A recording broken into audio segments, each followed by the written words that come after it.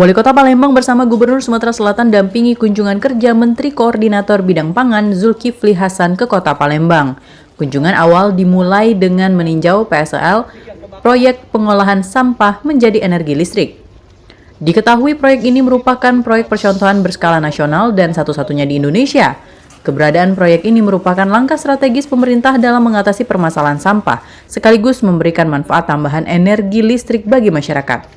Berdasarkan data, untuk volume sampah di Kota Palembang mencapai 1.200 ton per hari, dan proyek PSEL ini mampu mengelola sampah hingga 1.000 ton per hari.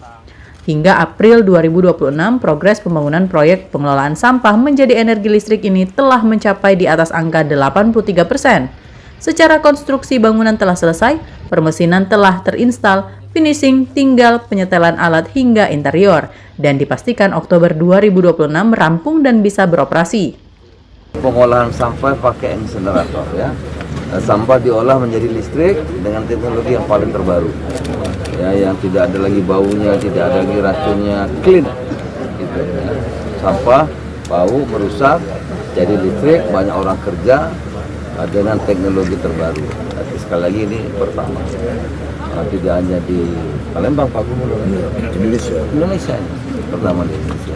Yang dulu pakai Perpres 35, nah sekarang akan dicoba disesuaikan dengan Perpres 109 terkini.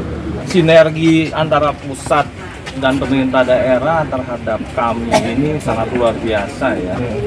Jadi memang kita harapkan sama-sama berkomitmen, yang mana manajemen kita juga berkomitmen agar mensukseskan dari PSEL ini untuk di Oktober 2026 ini. Ya, mohon doanya dari rekan-rekan semuanya. Sejauh ini pengerjaannya sudah berapa persen? Berapa persen sekarang, Pak?